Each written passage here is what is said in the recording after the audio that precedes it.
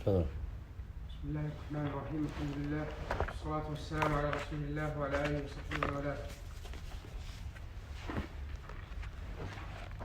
قال الإمام النووي رحمه الله تعالى: الحديث السابع عن أبي رقية تميم بن أوس الداري رضي الله عنه أن النبي صلى الله عليه وسلم قال: الدين النصيحة. قلنا: لمن؟ قال: لله ولكتابه ولرسوله ولأئمة المسلمين وعامته. رواه مسلم. الحديث الثامن عن ابن عمر رضي الله عنهما أن رسول الله صلى الله عليه وسلم قال: أمرت أن أقاتل الناس حتى يشهدوا أن لا إله إلا الله أن محمدا رسول الله ويقيموا الصلاة ويؤتوا الزكاة، فإذا فعلوا ذلك عصموا مني دماءهم وأموالهم إلا بحق الإسلام وحسابهم على الله. رواه البخاري ومسلم. نعم. تفضل يا ابن مجيد. بسم الله والحمد لله والصلاة والسلام على رسول الله. قال الإمام النووي رحمه الله تعالى في كتابه الأربعين النووية: الحديث السابع عن أبي رقية تميم بن أوس الداري رضي الله عنه قال: عن أبي رقية تميم بن أوس الداري رضي الله عنه أن رسول الله صلى الله عليه وسلم قال: الدين نصيحة. قلنا: لمن؟ قال: لله ولكتابه ولرسوله ولأئمة المسلمين وعامتهم. رواه مسلم. الحديث الثامن عن ابن عمر رضي الله عنهما أن رسول الله صلى الله عليه وسلم قال: أمرت أن أقاتل الناس حتى يشهدوا أن لا إله إلا الله وأن محمد رسول الله ويقيموا الصلاة ويؤتوا الزكاة، فإذا فعلوا ذلك عصموا مني دماءهم وأموالهم إلا بحق الإسلام وحسابهم على الله تعالى. رواه البخاري ومسلم. نعم. محمد. بسم الله الرحمن الرحيم. قال الإمام النووي رحمه الله تعالى في كتابه الأربعين النووية: الحديث السابع عن أبي رقية تميم بن أوس الداري رضي الله عنه أن رسول الله صلى الله عليه وسلم قال: الدين النصيحة. قلنا: لمن؟ قال: لله ولكتابه ولرسوله ولأئمة المسلمين وعامتهم. رواه مسلم. الحديث الثامن عن ابن عمر رضي الله عنهما أن رسول الله صلى الله عليه وسلم قال: أمرت أن أقاتل الناس حتى يشهدوا أن لا إله إلا الله أن لا إله إلا الله وأن محمدا رسول الله ويقيموا الصلاة ويؤتوا الزكاة، فإذا فعلوا ذلك. هذه تدغم أن ولا تدغم فيه.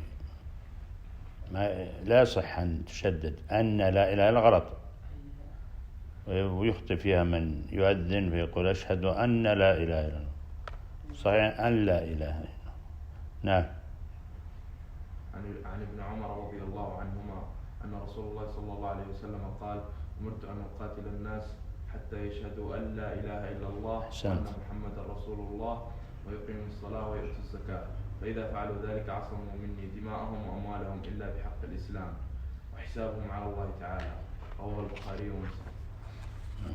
نكتفي بهذا. بسم الله الرحمن الرحيم. الحمد لله رب العالمين، وصلى الله وسلم على نبينا محمد وعلى آله وصحبه أجمعين. اللهم علمنا ما ينفعنا وانفعنا بما علمتنا، زدنا علما يا رب العالمين. سبحانك لا علم لنا إلا ما علمتنا إنك أنت العليم الحكيم. لازلنا في حديث جبريل عليه السلام، الحديث العظيم الذي عده العلماء أم السنة، ووقفنا على مرتبة الإحسان. جبريل عليه السلام توالت أسئلته على النبي صلى الله عليه وسلم سؤالا بعد سؤال، حتى قال: فأخبرني عن الإحسان. فأجابه النبي صلى الله عليه وسلم بقوله: أن تعبد الله كأنك تراه، فإن لم تكن تراه فإنه يراك. هذا هو الإحسان، وهو ركن واحد. وهذه المرتبة العظيمة من مراتب الدين هي المرتبة الثالثة. فالأولى إيش؟ الإسلام، الثانية الإيمان، والثالثة الإحسان. وهي في الفضل عكس الترتيب. الفضل وعلو المنزلة الأعلى في هذه المراتب ما هو الإحسان، ثم الإيمان، ثم الإسلام. وهذه سؤالات جبريل عليه السلام وتسلسلها مقصود، فإن جبريل عليه السلام سأل أولا عن إيش؟ عن الإسلام، ثم سأل ثانيا عن الإيمان، ثم ثلث بسؤال عن الإحسان، فتمت مراتب الدين على هذا النحو. ولذلك العلماء يقولون كل مؤمن مسلم ولا عكس، لا يكون الإنسان مؤمنا حتى يكون مسلما، ولا يكون محسنا حتى يكون مؤمنا، هكذا. فكل مسلم محسن، فكل مؤمن مسلم ولا عكس، وكل محسن مؤمن ولا عكس. والإحسان له شأن عظيم، لذا كثر ذكره في القرآن. الإحسان في القرآن ذكره الله عز وجل في آيات كثيرة،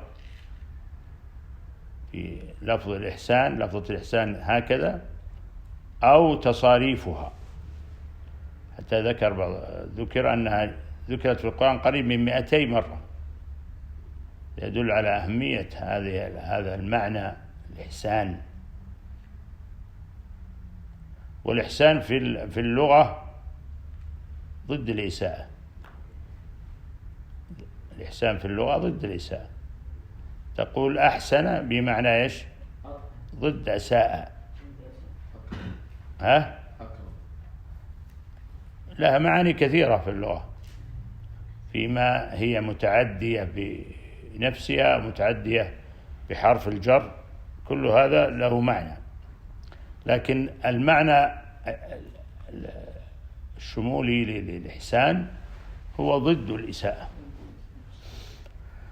فهو مصدر للفعل أحسن، وهو متعد بنفسه. تقول أحسنت القراءة وأحسنت الكتابة، أو متعد بحرف الجر، فتقول أحسنت إلى المسكين، للضعيف. فالمتعدي بنفسه يدل على الإتقان، متعدي بنفسه يدل على إتقان الشيء إتقانا تاما. إذا قلت أحسنت مثلا الكتابة، يعني بالغت في إحسانها وإتقانها. ومعنى المتعدي بحرف الجر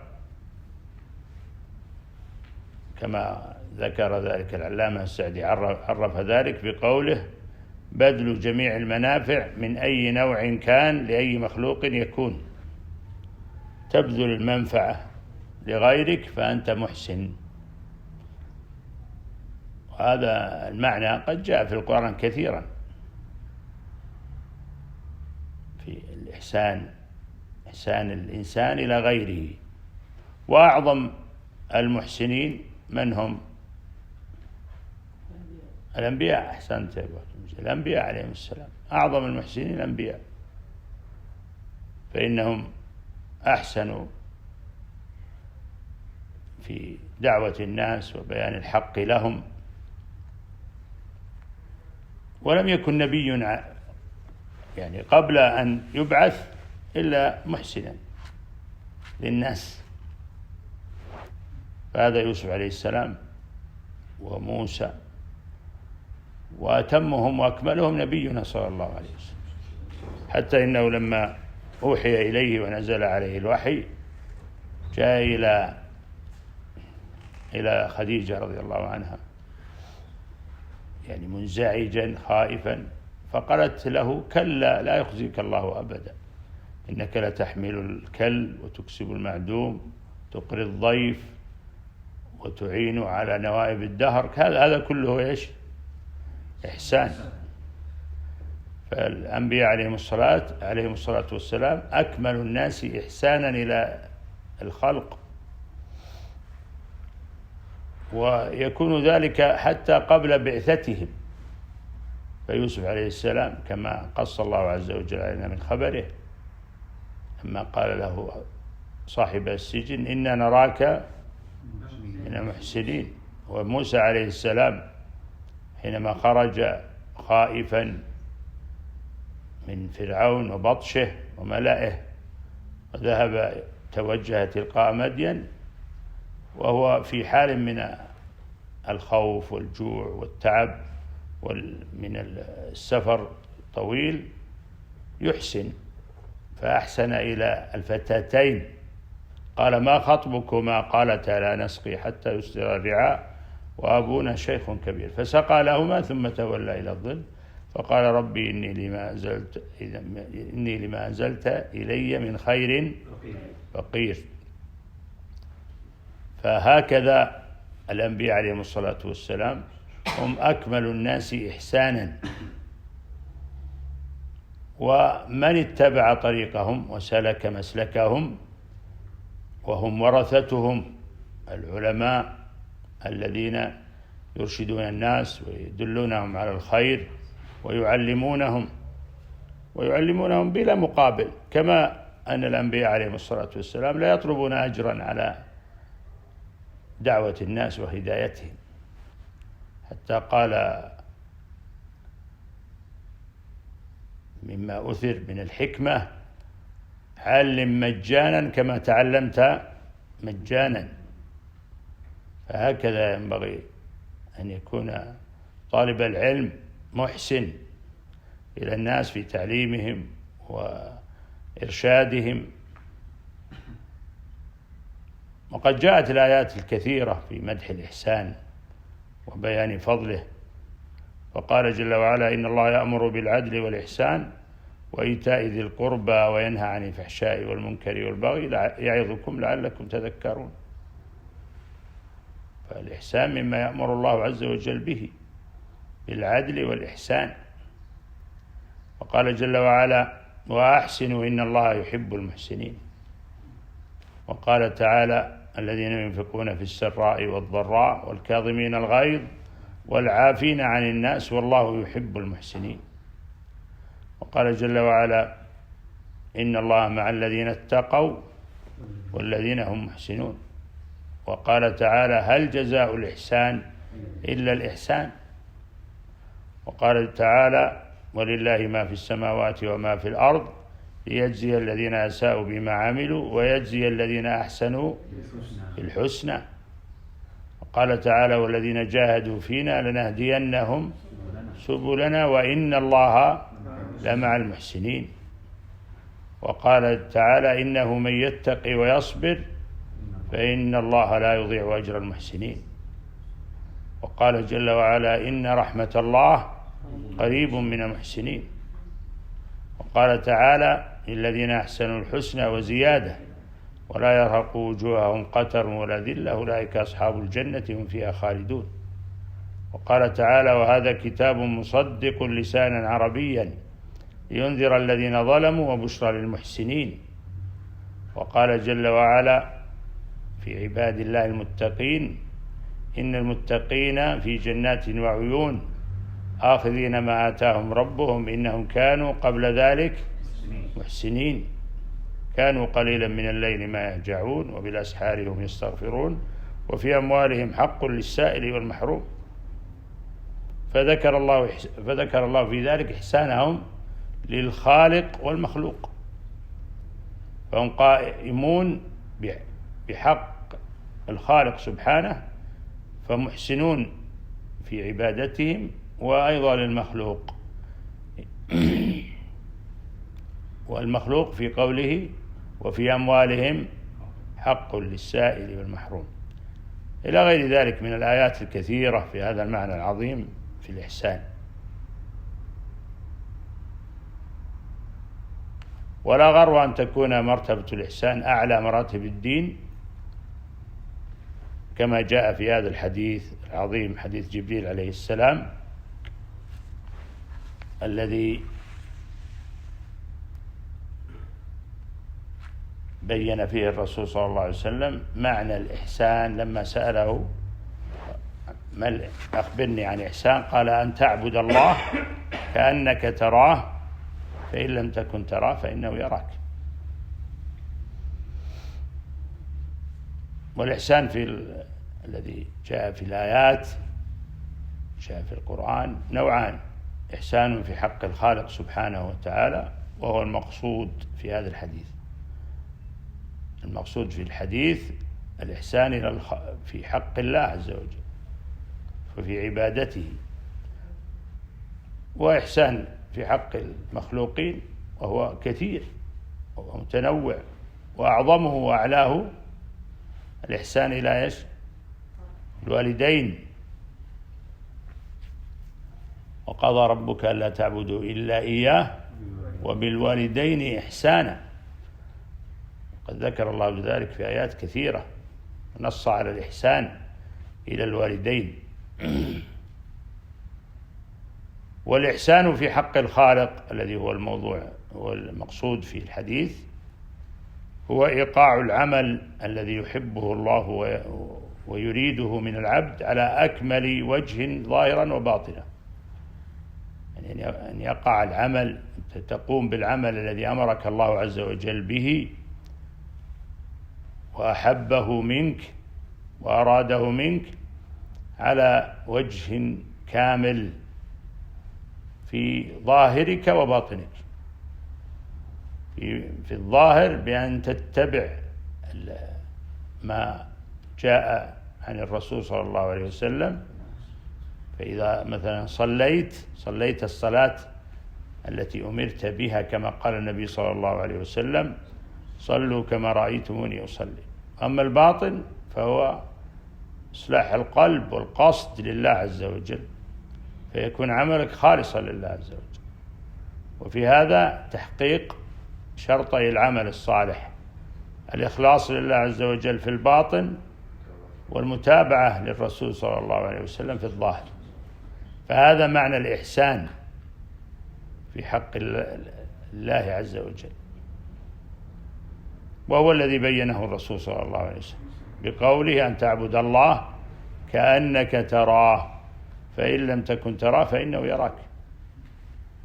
وقد ذكر العلماء أن معنى ذلك أن العبد يكون بين مقامين من مقامات العبودية، وهي مقام المشاهدة ومقام المراقبة، وإحداهما أعظم من الأخرى. مقام المشاهدة أعظم من مقام المراقبة، حيث أن العبد في هذا المقام، مقام المشاهدة،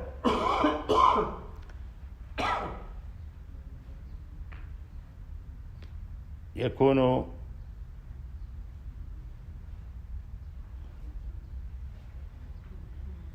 يعني في هذه الحال، حال المشاهدة لصفات الرب عز وجل والإيمان واليقين بذلك وما يستحقه الرب سبحانه من التعظيم، فيشهد في قلبه عظمة ربه وأنه سبحانه شاهد عليه فيما يفيض به من عمل. هذا المعنى معنى مشاهدة، يعني يكون العبد في هذه الحال، في حال العمل والعبادة والتعبد لرب عز وجل، من اليقين والإيمان والتعظيم للرب سبحانه وتعالى في مكان عظيم، يشهد في ذلك أن الله عز وجل شاهد عليه مطلع عليه، كما قال جل وعلا: وما تكون في شأن وما تتلو منه من قرآن ولا تعملون من عمل إلا كنا عليكم شهودا إذ تفيضون فيه وما يعزب عن ربك من مثقال ذرة في الأرض ولا في السماء ولا أصغر من ذلك ولا أكبر إلا في كتاب مبين. فهذه مقام من مقام المشاهدة. تعبد الله كأنك تراه، مطلع عليك، وقلبك متوجه إلى ربك توجها تاما كاملا ومعظما لله عز وجل، ومؤمنا موقنا بأن الله عز وجل شاهد عليك في كل ما تعمل وتفيض به من عمل، كما في هذه الآية: وما تكون في شأن وما تتلو منه من قرآن ولا تعملون من عمل إلا كنا عليكم شهودا إذ تفيضون فيه. فإذا عمل العبد، إذا حصل عنده هذا اليقين في قلبه، كان عمله على وجه التمام والحسن، فهو يعبد الله كأنه يراه.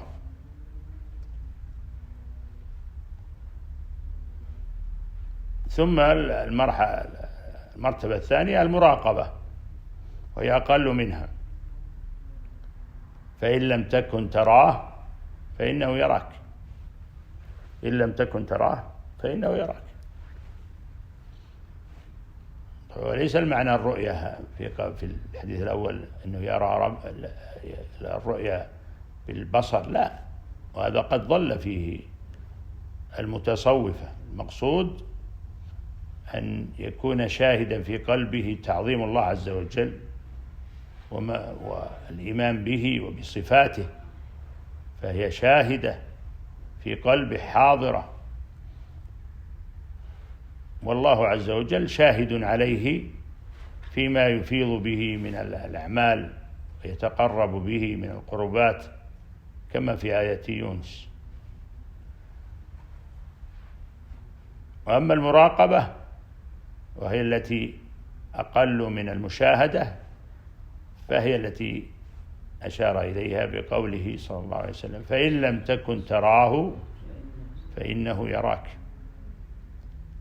ومعناه أن يستصحب في ذهنه مراقبة الله في جميع أحواله، فتكون عبادته عبادة من يعلم أن الله مطلع عليه، لا تخفى عليه منه خافية.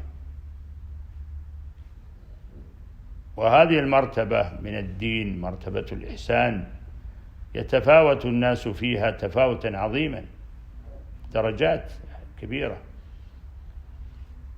لكن القدر الذي يوصف به العبد أنه محسن أن يكون عمله قائما على تحقيق الإخلاص لله ومتابعة الرسول صلى الله عليه وسلم الذي سبق ذكره. فإذا حقق العبد الإخلاص لله عز وجل في باطنه ومتابعة الرسول في عمله الظاهر، فإنه محسن، حصل له الإحسان. وهذه المعاني العظيمة في استحضار المراقبة والمشاهدة قد جاءت في آيات كثيرة من القرآن، كما في الآية التي في يونس: وما تكون في شأن وما تتلو منه من قرآن ولا تعملون من عمل إلا كنا عليكم شهودا تفيضون فيه. وكذلك قوله جل وعلا: وإذا سألك عبادي عني فإني قريب أجيب دعوة الداعي إذا دعان فليستجيبوا لي وليؤمنوا بي لعلهم يرشدون. وكذلك قوله تعالى: وهو معكم أينما كنتم. وكذلك قوله تعالى: ونحن أقرب إليه من حبل الوريد. فهذا القرب من يستشعره العبد قريب. وقد قال الرسول صلى الله عليه وسلم الصحابة لما رفعوا أصواتهم في الدعاء: إنكم لا تدعون أصم ولا غائبا، إنكم تدعون سميعا قريبا وهو معكم سبحانه.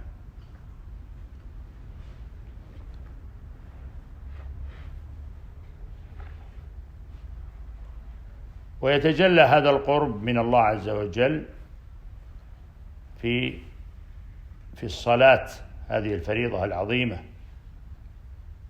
كما جاء في الحديث الصحيح: إن أحدكم إذا قام إلى صلاته فإنه يناجي ربه، أو إن ربه بينه وبين القبلة، فلا يبزقن أحدكم قبل قبلته ولكن عن يساره أو تحت قدمه. فقوله صلى الله عليه وسلم يناجي ربه، هذا قرب ومناجاة لله عز وجل في هذه الصلاة وهذه الفريضة العظيمة التي الله عز وجل فرضها على عباده وجعلها آكد أركان الإسلام بعد الشهادتين، ولا تسقط عن الإنسان في أي حال من أحواله ما دام في عقله، إلا ما كان من العذر للمرأة عند عذرها في الحيض أو النفاس. أما ما دام الإنسان في عقله فإن الصلاة عليه واجبة ومفروضة بأي حال من الأحوال. وقد فقه السلف عليهم رحمة الله هذه المعاني، هذا المعنى في الصلاة. فقال بكر بن عبد الله المزاني: من مثلك يا ابن آدم، من مثلك يا ابن آدم، خلي بينك وبين المحراب تدخل فيه إذا شئت. من مثلك يا ابن آدم، خلي بينك وبين المحراب تدخل منه إذا شئت على ربك، وليس بينك وبينه حجاب ولا ترجمان. يعني هذه الصلاة إن أراد أن يتقرب إلى ربه ويناجي ربه فإنه يفزع إلى الصلاة، وأعظمها الفرائض ثم النوافل. ولذلك النبي صلى الله عليه وسلم كان إذا حزبه أمر فزع إلى الصلاة.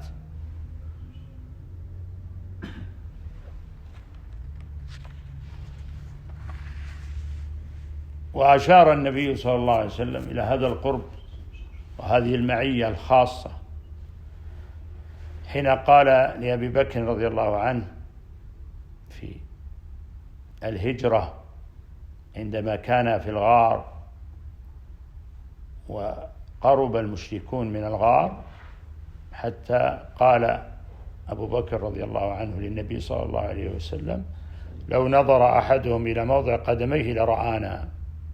فقال النبي صلى الله عليه وسلم مطمئنا لصاحبه أبي بكر رضي الله عنه: ما ظنك باثنين الله ثالثهما. هذه معية وقرب من الله عز وجل.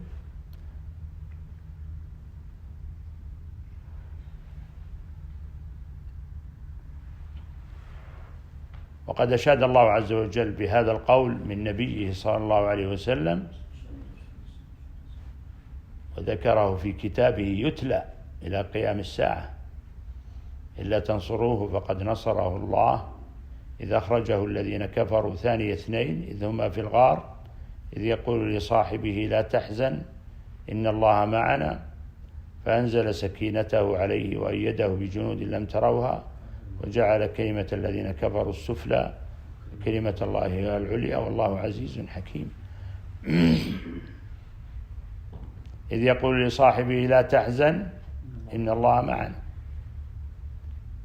معية خاصة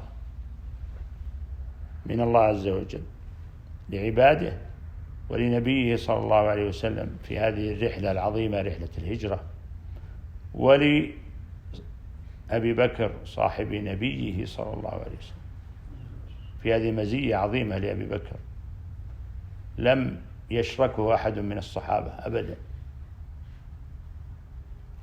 وهذه المرتبة العظيمة من مراتب الدين وهي مرتبة الإحسان ينبغي على العبد أن يجاهد نفسه حتى يترقى في درجاتها السامقة العالية، ويسعد قلبه وينشرح حين يسلك سبيل المحسنين في العبادة فيلحق بهم في درجات الجنان، نسأل الله من فضله.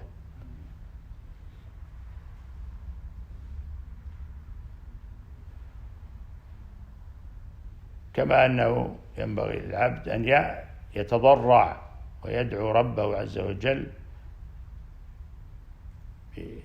أن يسلك به هذا الطريق في الإحسان في عبادته. ولذلك النبي صلى الله عليه وسلم قال لمعاذ: يا معاذ إني أحبك، لا تدعن دبر كل صلاة أن تقول اللهم أعني على ذكرك وشكرك وحسن عبادتك. هذا إحسان. هكذا أرشد النبي صلى الله عليه وسلم معاذ إلى هذا الدعاء العظيم الذي يقوله وين؟ في دبر كل صلاة. والمقصود به قبل السلام، يدعو به قبل السلام، وهذا موضع عظيم من مواضع الإجابة. قبل السلام موضع عظيم من مواضع الإجابة، قد وردت فيه الأحاديث العظيمة في فضل الدعاء فيه. لما سئل النبي صلى الله عليه وسلم أي الدعاء أسمع؟ قال: دبر الصلوات المكتوبات، جوف الليل الآخر، ودبر الصلوات المكتوبات. قد جاءت الحديث في ذلك. فينبغي للعبد أن يتضرع ويدعو في هذا الموضع العظيم، وأن لا يستعجل سواء كان إماما أو منفردا، ولا يدعو في هذا الموضع العظيم، فإنه يحرم نفسه أو يحرم غيره إذا كان إماما من هذا الفضل العظيم، خاصة وأن الأدعية الجامعة العظيمة التي أرشد إليها النبي صلى الله عليه وسلم. ومنها هذا الدعاء العظيم الجامع الذي ذكر العلماء أنه من أجمع الأدعية وأنفعها: اللهم أعني على ذكرك وشكرك وحسن عبادتك. كذلك الدعاء الذي علمه النبي صلى الله عليه وسلم أبا بكر الصديق رضي الله عنه حينما سأله قال: يا رسول الله علمني دعاء أدعو به في صلاتي.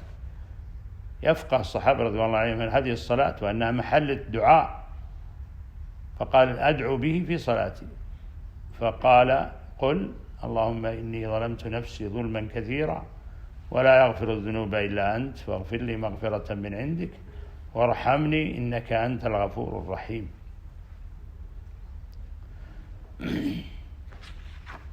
ثم سأل جبريل عليه السلام النبي صلى الله عليه وسلم عن الساعة،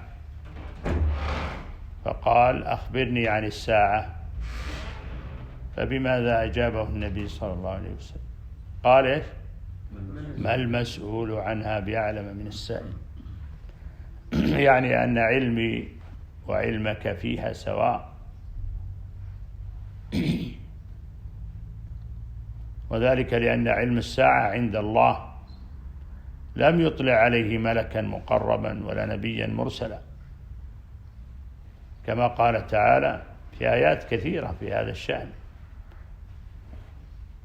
منها قوله جل وعلا: يسألونك عن الساعة أيان مرساها قل إنما علمها عند ربي لا يجليها لوقتها إلا هو ثقلت في السماوات والأرض لا تأتيكم إلا بغتة. وقال جل وعلا: يسألك الناس عن الساعة قل إنما علمها عند الله. وقال جل وعلا: وعنده علم الساعة. فإذا كان أفضل الملائكة المقربين عند الله وهو جبريل عليه السلام، وأفضل المرسلين عند الله وهو رسولنا صلى الله عليه وسلم، كلاهما لا يعلمان متى تقع هذه الساعة، علم أن الساعة قد حجب علمها،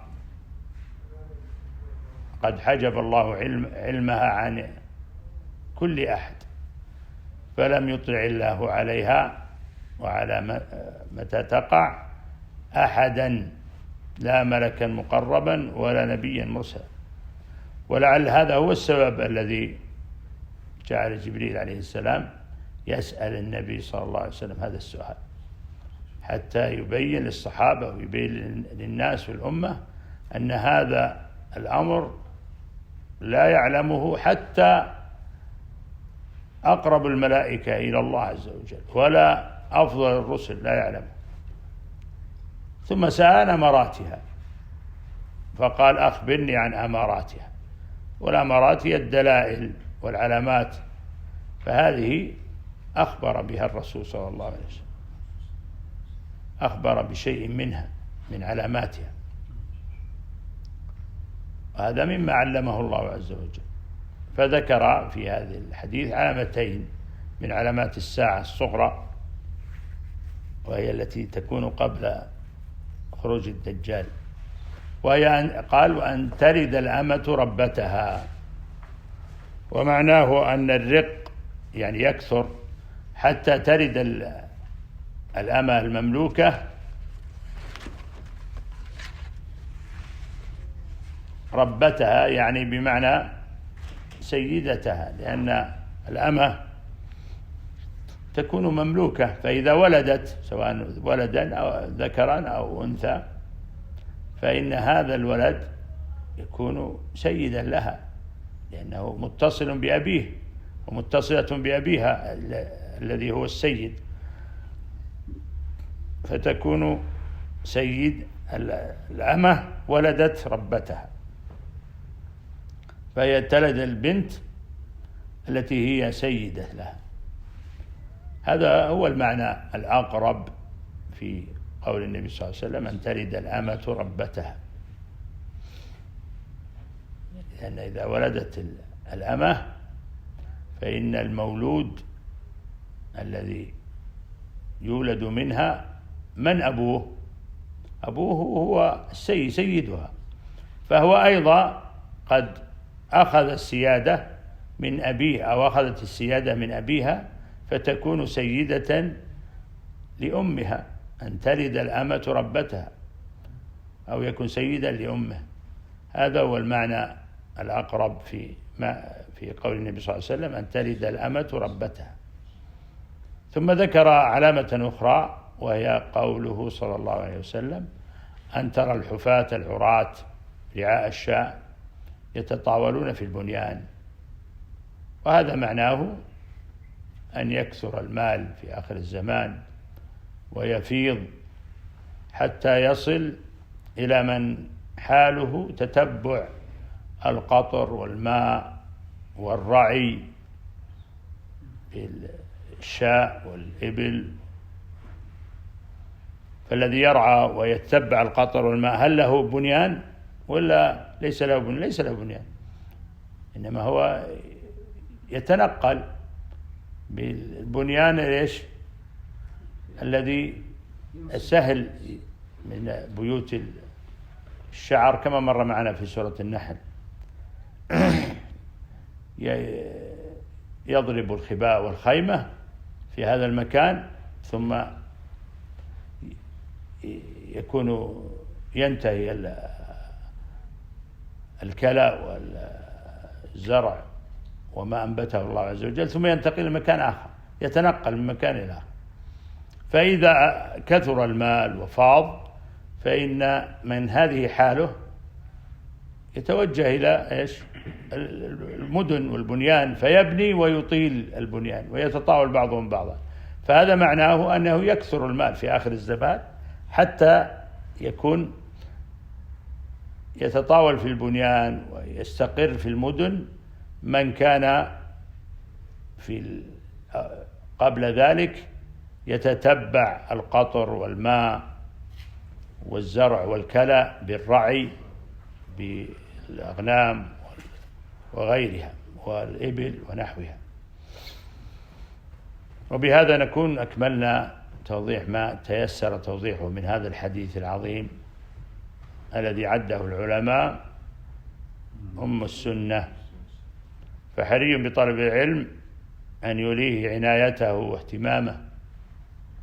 ونختم بكلام جميل للإمام رجب رحمه الله عند آخر شرحه لهذا الحديث، إذ قال رحمه الله: فمن تأمل ما أشرنا إليه مما دل عليه هذا الحديث العظيم علم أن جميع العلوم والمعارف ترجع إلى هذا الحديث وتدخل تحته، وأن جميع العلماء من فرق هذه الأمة لا تخرج علومهم التي يتكلمون فيها عن هذا الحديث وما دل عليه مجملا ومفصلا، فإن الفقهاء إنما يتكلمون في العبادات التي هي من جملة خصال الإسلام، ويضيفون إلى ذلك الكلام في أحكام الأموال والأبضاع والدماء، وكل ذلك من علم الإسلام كما سبق التنبيه عليه. ويبقى كثير من علم الإسلام من الآداب والأخلاق وغير ذلك لا يتكلم عليه إلا القليل منهم، ولا يتكلمون على معنى الشهادتين وهما أصل الإسلام كله. والذين يتكلمون في أصل الديانات يتكلمون عن الشهادتين وعلى الإيمان بالله وملائكته وكتبه ورسله واليوم الآخر والإيمان بالقدر. والذين يتكلمون على علم المعارف والمعاملات يتكلمون على مقام الإحسان وعلى الأعمال الباطنة التي تدخل في الإيمان أيضا، كالخشية والمحبة والتوكل والرضا والصبر ونحو ذلك. فانحصرت العلوم الشرعية التي يتكلم عليها فرق المسلمين في هذا الحديث ورجعت كلها إليه. يقول فانحصرت العلوم الشرعية التي يتكلم عليها فرق المسلمين في هذا الحديث ورجعت كلها إليه، ففي هذا الحديث وحده كفاية ولله الحمد والمنة، والله أعلم، وصلى الله وسلم على نبينا محمد. جزاك الله خير.